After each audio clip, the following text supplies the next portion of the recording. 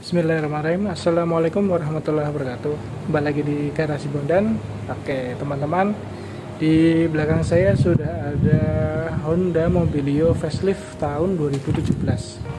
Ini kebetulan yang tipe RS atau yang tipe tertinggi. Nah, apa saja yang didapat? Ini kebetulan mobil yang akan kita jual juga. Ini stok kami. Nah, teman-teman yang berminat silahkan nanti bisa lihat kondisinya. Kalau mau lihat atau mau test drive bisa hubungi saya di nomor yang saya cantumkan di kolom deskripsi.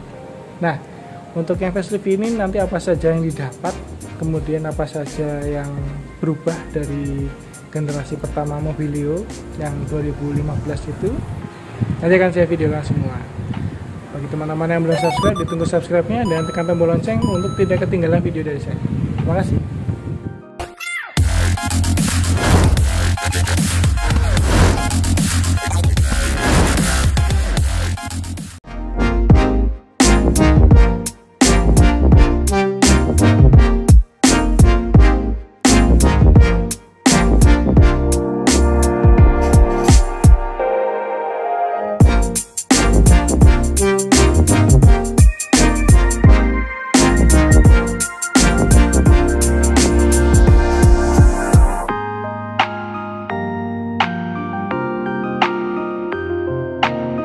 Oke teman-teman, ini adalah Honda Mobilio RS tahun 2017. Ini dia sudah facelift ya. Ada perubahan, jadi faceliftnya Mobilio itu dia tidak hanya berubah di tampilan eksterior bagian depan, dia juga ada perubahan di interior, terutama di dashboard, dan ada beberapa fitur yang ditambah. Nah, kita lihat dari depan dulu ya. Untuk headlampnya dia berubah total ya. Tadinya kan modelnya agak kebulet gitu, dan ini dia sudah memanjang seperti ini teman-teman. Dia lampunya masih halogen, dan di sini untuk lampu senjanya ya. Jadi ini lampu senja nyalanya memanjang gitu seperti di RL. Tapi ini bukan di RL, tapi ini lampu senja. Dia nyalanya ketika kita dinyalakan lampu senjanya. Kemudian itu ada lampu sen, dan di sini ada fog lamp. Jadi kalau yang ini dia mirip-mirip seperti Mobilio RS yang keluaran pertama ya. Dia mirip-mirip seperti ini bentuknya. Dia masih halogen juga. Kemudian di tengah ini ada logo Honda, dan grillnya dia warnanya hitam dan ada logo RS di sini karena memang tipe RS seperti ini. Nah, dari depan seperti ini ya teman-teman. Yuk kita ke atas, dan bentuk dari cupnya dia juga sudah berubah. Washernya untuk wipernya dia hanya satu ya di sini. Kemudian model wipernya dia normal ya, menghapusnya seperti itu. Kemudian kita ke samping, tidak ada turning lamp di body, tapi adanya di spion. Nah, ini ada improvement ya. Kalau yang facelift dia sudah bisa retract spion. Kemudian bannya dia menggunakan 18565 ring 15 dengan model yang seperti ini. Dia two tone ya, warnanya abu-abu dan warna alloy gitu. Tidak disematkan mudguard atau kepet roda seperti ini. Nah, ini modelnya seperti ini. Berhubung ini tipe RS, jadi dia dapat roof rail. Ini sudah bawaan nih. Ini sudah bawaan. Tapi untuk untuk antenanya dia belum shark fin. Dia masih model yang seperti itu.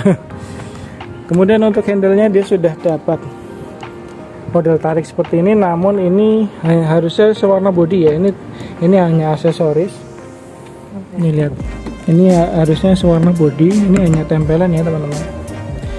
Dan di sini dia bukan chrome, warnanya masih hitam biasa, dan sudah ada side skirt. Dan bentuknya ini menyambung ya. Ini seperti ada tempelan, tapi ini bukan. Ini menjadi satu nih. Ini bumpernya jadi satu, seolah-olah seperti ada body kitnya. Tapi body kit hanya ada di side skirt ya, kanan dan kiri. Kita lihat ke belakang. Oke, ini bagian belakangnya. dari Honda Mobilio RS facelift seperti ini ya. Dia sudah disematkan spoiler dan ada ini, ada High-Mount stop lamp. Dia sudah ada High-Mount stop lamp dan dia sudah ada untuk wipernya dan tidak dilengkapi dengan defogger. Kalau untuk di sisi belakang tidak ada perubahan ya pada saat facelift, hanya ini sudah ada garis chrome-nya ini. Untuk lampunya sama, jadi tail lampnya seperti ini dari generasi pertama. Emblemnya juga sama. Nah, kita lihat ke samping ya, jadi dia modelnya memang seperti itu, jadi kaca pilar C-nya menyambung. Dan ini beberapa mobil keluaran baru sekarang 2022 banyak yang meniru ya, jadi pilar C-nya dibuat mengecil. Sebelum kita masuk interior, saya lupa tadi untuk menyampaikan dimensi ya, ini yang paling penting nih bagi Anda yang memiliki garasi yang tidak begitu panjang dan lebar. Untuk dimensinya ini 4386, jadi mepet-mepet 44, kurang lebih panjangnya sama dengan rivalnya yaitu Nissan Grand Livina pada zamannya.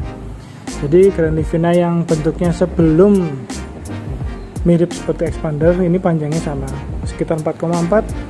kemudian untuk lebarnya di 1,7 ya, 1683 itu kurang lebih 1,7, dan tingginya 1,6. Itu dimensinya. Habis ini kita langsung ke interior. Sekarang masuk ke interior dan seperti ini kuncinya teman-teman.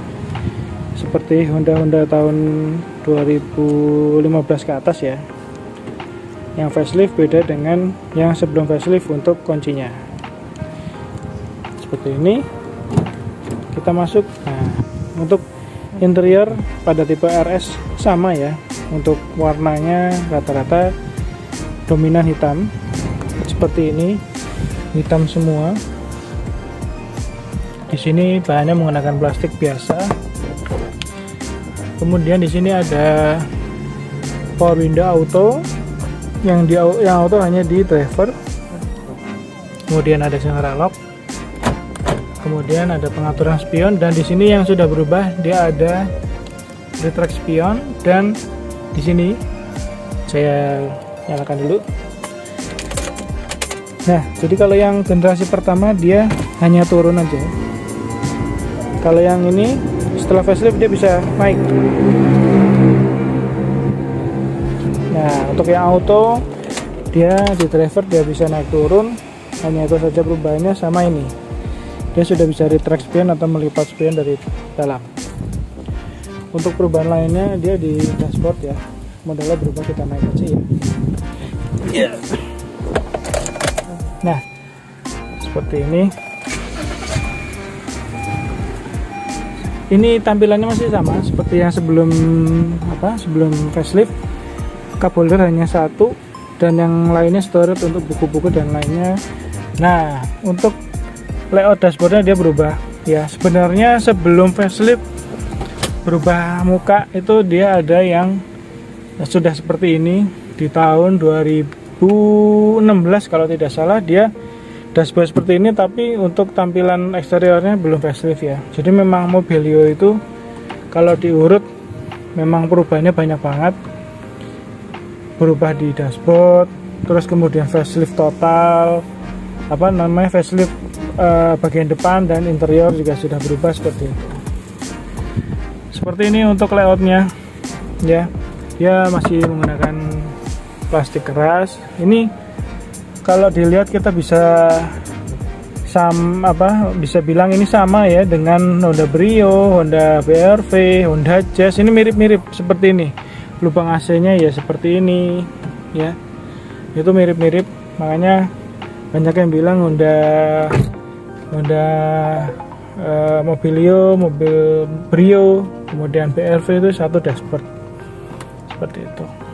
Kita lihat dari sisi kanan dia ada tweeter di sini ya. Ini kalau tipe RS dia ada tweeter.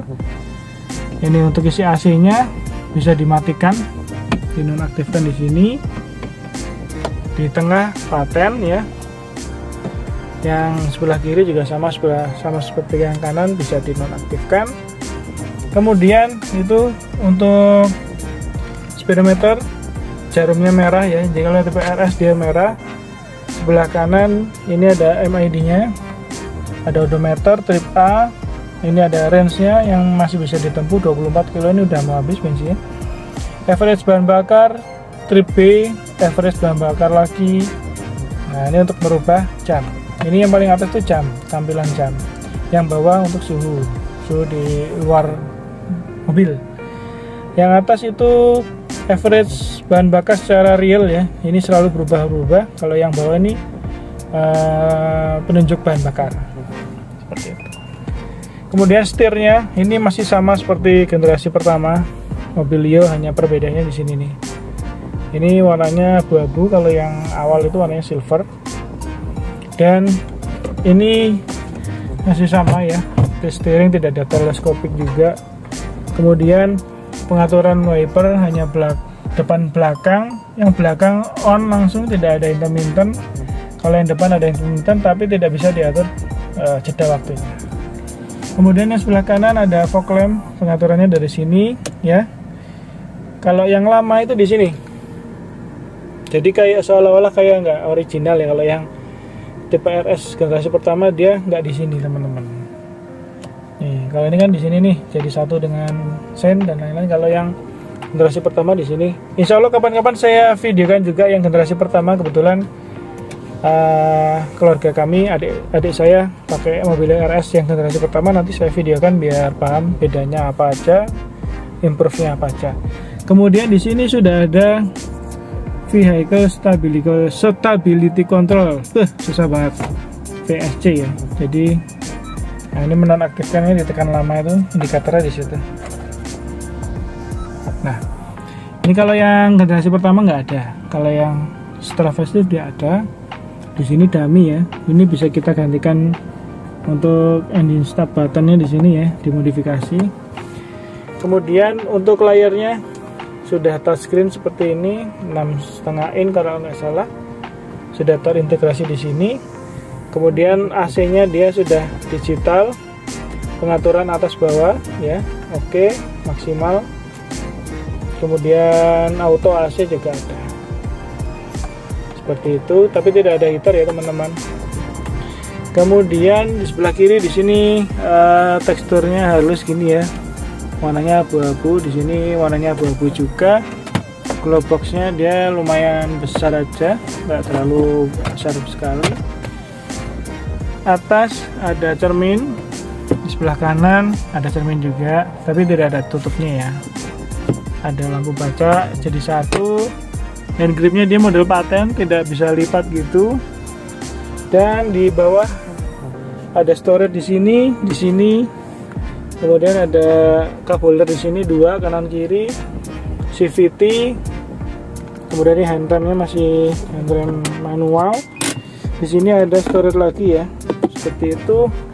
Dan di sini untuk seat beltnya, seat belt dia modelnya paten, tidak bisa diatur.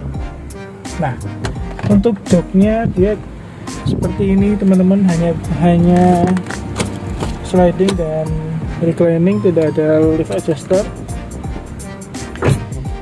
Sebenarnya mobil ini masih basic banget ya, hanya penambahan fitur-fitur seperti generasi pertama dan ditambahin fitur facelift tadi. Ini VSC, kemudian ini ya retract spion, terus auto up down. Kalau yang lama itu cuman auto down aja, seperti itu ya. Untuk joknya ini dia headrestnya terpisah sekarang. Kalau yang lama dia jadi satu, tapi untuk tebelnya lihat nih masih tipis banget nih, hanya satu jari, pokoknya tipis banget lah. Kalau Honda ini tipis, tapi untuk sayapnya lumayan enak ya, lumayan enak. Tapi seperti biasa halnya mobil Honda, sayapnya itu keras. Oke, habis ini kita sesuaikan tinggi badan saya 174, kita ke baris kedua. Kita masuk ke baris kedua. Ini dia ada cup holder di sini, semua hitam ya. Di sini warnanya hitam semua, tidak ada speaker di sini, namun speakernya di belakang di pilar C ya. Nah, model joknya seperti ini, tidak ada armrest ya, bukan handrest, tidak ada armrest. Seperti ini joknya, modelnya ini juga lihat ya, bisa dilihat joknya tipis banget. Kita masuk. Nah, ini kita masih dapat sisa 3 jari. Posisi duduk saya mengemudi tadi 174 cm. Kondisinya memang kalau dibilang nyaman ya sebenarnya sih hampir rata-rata low MPV seperti ini, cuman ini agak sedikit, menurut saya ya, agak sedikit terlalu tipis ya, menurut saya terlalu tipis untuk joknya. Jadi joknya ini dia terlalu tipis dan menurut saya kurang empuk. Jadi memang karakter dari Honda itu joknya itu rata-rata keras, mungkin supaya dapat durability yang baik ya. Modelnya seperti ini teman-teman, tapi ini sudah di cover ya, jadi kita tidak bisa lihat aslinya. Kondisinya masih bagus semua. Ini teman-teman sambil bisa lihat kondisinya. Kalau mau lihat kondisi aslinya nanti bisa janjian sama saya, lihat langsung test drive. Untuk double blower dia masih sama seperti ini, seperti yang lama. Hand grip dia dapat juga, seat belt juga dia dapat. Untuk headrest dia seperti ini modelnya, dapat headroom lumayan ya, hampir 1 jengkal. Tapi untuk digunakan bertiga kemungkinan, kalau bertiga mungkin agak sedikit sempit. Kalau 2 dewasa mungkin oke. Ya lumayan untuk sekelas low MPV, namun menurut saya ini joknya agak ketipisan, tapi sudah lumayan nyaman. Kita lihat ke bagasi. Ini seperti ini teman-teman, dia dipisah kanan kiri ya, 50-50 dan bisa dilipat seperti ini. Kita lipat ya, kalau dilipat ini harus dikunci. Nantinya seperti ini, seperti itu. Mungkin sudah ada yang pernah membahas ya bagaimana duduk di baris ketiga low MPV, ya itu rata-rata sama seperti itu. Jadi menurut saya baris ketiga low MPV itu hanya bisa nyaman di anak-anak maksimal usia 15 tahun lah. Jadi karena memang keterbatasan ruangnya, jadi mungkin tidak nyaman di kaki ya, tapi sangat fungsional. Jadi kalau Anda kebetulan bawa keluarga besar, harus bawa orang lebih dari 5 ya, ini bisa dijadikan tempat duduk. Tapi kalau tidak, ini bisa dilipat, kita bisa bawa barang lebih banyak. Nah, tadi untuk speakernya di sini nih teman-teman, untuk speaker di situ, dan untuk toolkitnya di sini. Ini kita buka, itu ada dongkrak di situ, dan spare tire-nya ada di bawah. Spare tire-nya ada di bawah. Oke, kita lihat ke ruang mesin. Untuk ruang mesinnya seperti ini ya. Ini mesin sama yang digunakan dengan Honda Jazz, Honda PRV, Honda Mobilio ini. Kemudian ada apa lagi ya? Udah banyak lah pokoknya. Kemudian dia tipenya 1,5L SOHC ya, 16 katup iVTEC plus drive by wire. Dia sudah menggunakan drive by wire, tidak menggunakan kabel lagi. Kemudian dia menghasilkan torsinya 14,8 kg per 4.600 rpm. Kemudian menghasilkan tenaga 118 PS di 6.600 rpm. Dan ini kompresinya 10,3:1. Jadi artinya dia harus menggunakan bahan bakar di atas RON 92 atau Pertamax. Itu untuk rekomendasinya. Jadi memang pengalaman saya selama pakai Mobilio itu, kalau dipakai Pertalite bisa-bisa aja, cuman dia agak ngelitik gitu ya. Jadi kalau pakai Pertamax dia iritnya juga dapat, tenaganya juga oke. Habis ini langsung kita tes drive, saya ceritakan.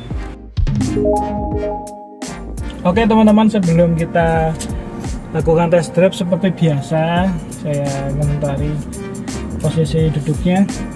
Ini ada yang nggak kenceng. Sebentar ya. Oke teman-teman, sebelum kita test drive dan saya ceritakan pengalaman saya menggunakan Mobilio. Oke, saya paskan dulu. Nah, posisi mengemudinya itu sebenarnya enak banget. Jarak, kemudian jarak jarak tangannya sama setirnya dekat, jarak kakinya pas. Tapi ini joknya saya yang berkali-kali saya komentar di mobil Honda ya. Jadi Honda itu dia memiliki jok yang tipis-tipis dan agak keras. Kalau di LMPV ya, jadi LMPV itu joknya rata-rata tipis seperti ini teman-teman, tipis, hanya segini tebalnya. Terus agak keras, tapi untuk sayapnya dia mensupport banget. Jadi sayap yang keras itu kalau saya bermanuver seperti ini, dia nangkep bener gitu. Nah, tapi untuk posisi tinggi joknya ini ya kurang lebih sama dengan LMPV lainnya, seperti inilah kurang lebih itu.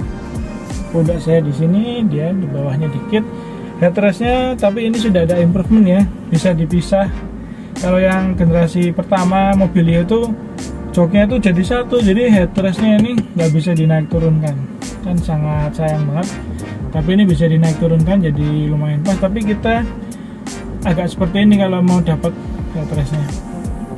Seperti itu. Untuk setirnya juga nyaman. Dashboardnya tidak terlalu panjang seperti Honda Jazz G8. Kemudian kacanya juga normal-normal aja, tidak terlalu lebar dan tidak terlalu panjang. Kemudian spionnya juga pas ya, kecil tapi mencakup sampai belakang. Tingginya kurang tinggi dikit, kita bisa mainkan di naik turunnya. Penjangkauannya juga oke semua, nggak kejauhan ya, seperti ini. Oke, kita coba test drive. Jadi Mobilio ini dia menggunakan transmisi CVT teman-teman, jadi bukan yang konvensional, dia CVT. Jadi kita harus bersabar kalau untuk mau kecepatan tinggi ya, karena memang banyak orang bilang CVT itu agak lemot. Tapi saya test drive beberapa hari ini, saya sering bawa juga, itu CVT nya memang beda ya. Jadi CVT nya beda dengan Nissan Grand Livina. Mungkin yang satu yang head to headnya di Grand Livina dia lebih responsif.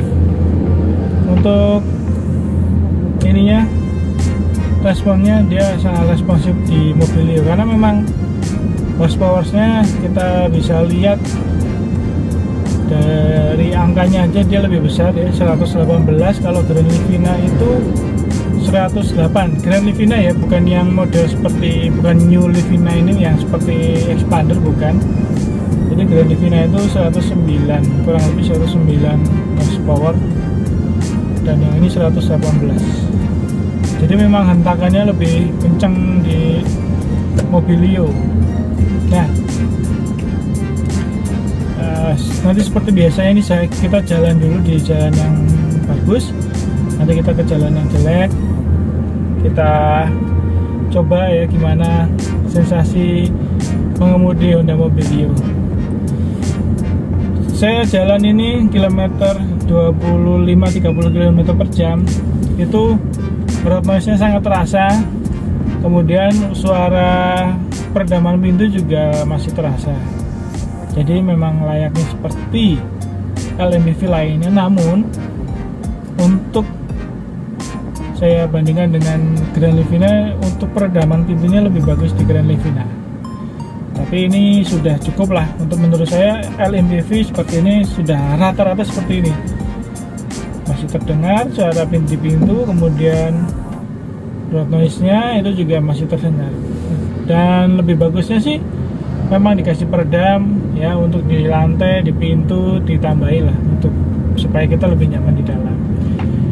Nah, berbeda cerita dengan Expander dan Livina yang baru, dia memang peredaman pintunya juga lebih bagus, ada improvement lah. Itu menurut saya LMPV yang paling saya suka saat ini, karena Expander itu nyaman ya, suspensinya juga nyaman, dia seperti mirip-mirip kayak Kijang Nova gitu ya, cuman dia lebih ringan bodinya ya. Untuk tenaganya juga cukupan, kemudian untuk BBM-nya juga irit. Nah, sekarang kita bahas Mobilio lagi. Apa sih kelebihannya di Mobilio ini? Tadi kita sudah coba di jalan lurus sedikit ya. Ini langsung kita belok ke jalan yang rusak. Nah, ini kita coba di jalan yang rusak seperti apa. Kita lihatkan ke teman-teman ya videonya. Oke, ini jalan yang sama seperti mobil biasa kita tes. Kita coba sih, bukan kita tes. Kita coba. Jadi memang layaknya seperti mobil Honda lainnya. Mobil Honda Mobilio ini didesain agak kaku. Tuh lihat. Nih. Memang agak kaku dikit, tapi masih tergolong wajar, empuk sih. Tidak kaku sekali. Tapi ya wajarnya LMPV nih seperti ini.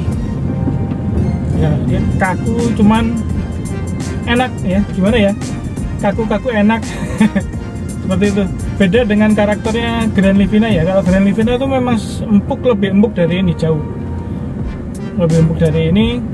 Tapi ini dia punya karakter sendiri. Memang Honda itu memang punya karakter sendiri suspensinya. Dia kalau di jalan-jalanan seperti ini dia ya, kita harus menerima apa adanya. Kita harus agak goyang-goyang gitu. Tapi pada saat kita manuver di jalan lurus atau jalan tol gitu, mobil ini seperti napak gitu ya. Kita jalan lebih dari 120 masih pede aja, nggak limbung. Nah, ini sambil kita ceritain ya, ini ada polisi tidur nih ya, ini tuh memang kita terpentalnya itu, goyangnya itu terasa ya. Wajar lah, Honda kemarin saya sempat bahas Honda CR-V generasi ketiga pun ya mungkin rasanya mirip-mirip seperti ini. Memang udah menjadi karakter dari Honda, mobil Honda. Nih lihat nih, ini jalannya super jelek loh ini. Tuh. Cuman memang didesain lebih nyaman dari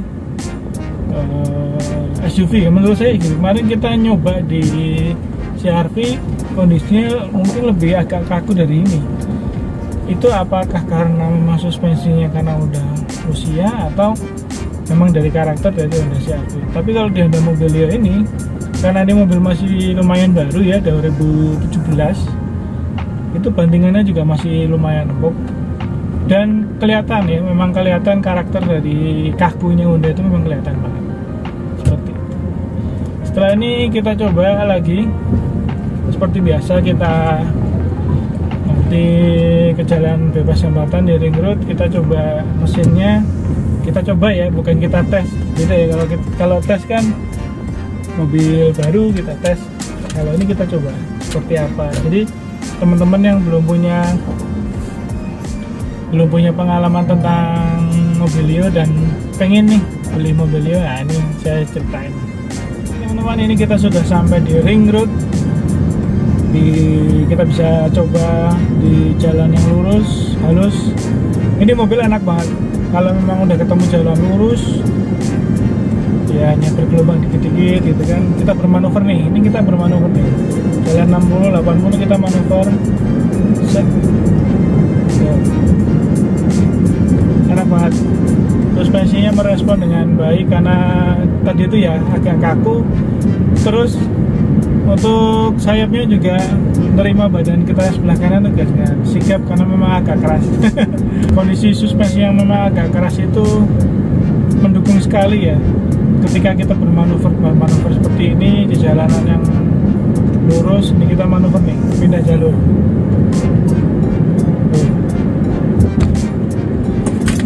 Kita dengan sigap bisa langsung set, nggak ada limbung. Seperti itu teman-teman. Oke, ini akan kita videokan ya, kita coba seberapa responsif CVT-nya. Ini kita jalan 40, nanti akan kita coba video 40 itu kita langsung kick down. Kita langsung kick down, seberapa sigap dia sampai ke hampir 80 itu seperti apa. Coba nanti kita coba agak spin dulu, baru kita coba kickdown. Ini masih agak rame. Nah, nanti kalian kita kickdown ya. Ini posisi saya buat 40 dulu. Oke. Ini 40 ya, kurang lebih 40 lebih. Ini akan saya kickdown. 1, 2, 3. Nah, seperti itu. Jadi memang CVT-nya itu menyenangkan. Sigap gitu loh. Jadi ketika kita kickdown, dia langsung kayak apanya ya, kayak teknologi VTEC-nya tuh bisa buka katupnya langsung wush. Ini aja mungkin menurut saya ini masih agak ketahan dikit karena memang BBM yang saya pakai itu Pertalite. Kita bisa dapat power yang lebih dari ini kalau kita mungkin pakai Pertamax atau Pertamax Turbo ya. Itu lebih maksimal lagi. Sebenarnya ini mobil tidak lemot, cuman dengan pemakaian bahan bakar yang kurang tepat, dia mungkin agak sedikit menurun tenaga. Disarankan ya, ini pengalaman saya menggunakan BBM Pertamax dan menggunakan oli paling tidak 5W30. Nah, itu sudah lumayan. Untuk tenaganya juga dapat, BBM-nya juga hemat. Pengalaman saya di menggunakan Pertalite ini aja sudah irit loh. Dalam kota itu bisa 111-12 BBM-nya menggunakan Pertalite. Dia dapat 111 sampai 12. Dalam kota lancar, tidak macet. Kalau macet sekitar 1,8,5 sampai 110 itu umumnya mobil seperti itu karena nggak jalan ya. 1500 cc ya rata-rata segitu. Dan Anda juga harus berhati-hati karena menggunakan CVT. Mobil sekarang semua CVT, dari mulai Expander CVT, Mobilio CVT, mobil-mobil baru yang sekarang ya. Terus Honda Jazz tentu CVT, City Hatchback CVT, semua Honda sekarang rata-rata menggunakan CVT. Yang perlu diperhatikan adalah jaga kondisi oli, kemudian BBM, penggantian oli transmisi CVT-nya harus rutin ya, 40.000 km sekali. Ya mungkin itu salah satu tips ringan dari saya bagaimana menjaga Mobilio ini agar awet. Nah, seperti itu.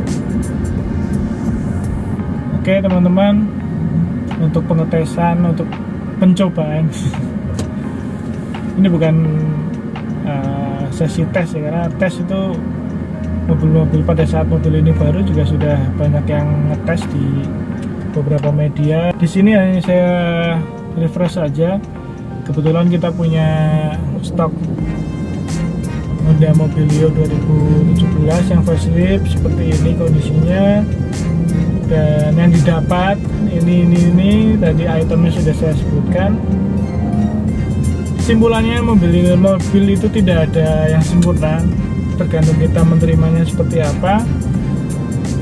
Yang saya dapat di Mobilio kelebihannya adalah hemat bahan bakar. Ini oke banget, bahan bakarnya hemat. Kemudian tenaganya juga nggak malu-maluin ya, walaupun 1500 CVT, tapi dia bisa respon juga. Lebih bagus lagi Anda menggunakan bahan bakar Pertamax. Terus ketiga, ini bisa muat 6 orang dewasa ya, tapi ya yang belakang baris ketiga agak sempit dikit.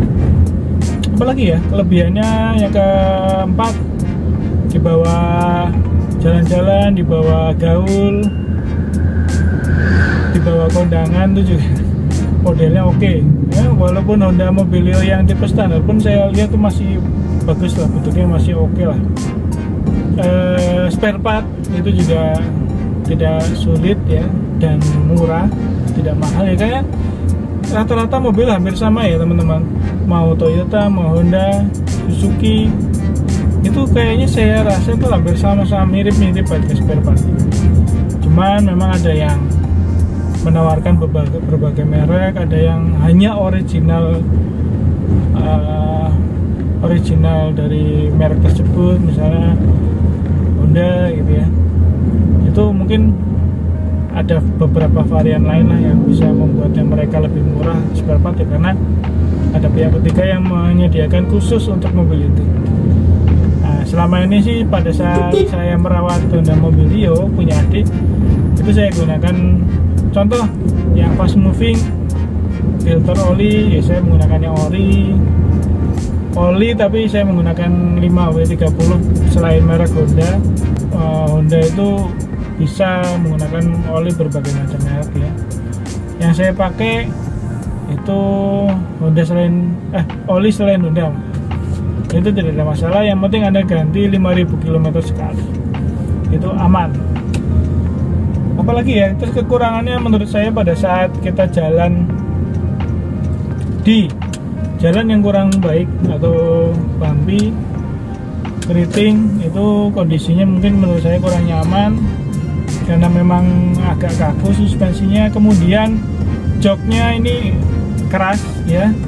Ini enak kalau di dalam kota sebentar-sebentar, cuma kalau kita pergi jauh nanti akan terasa lebih capek karena joknya ini agak keras.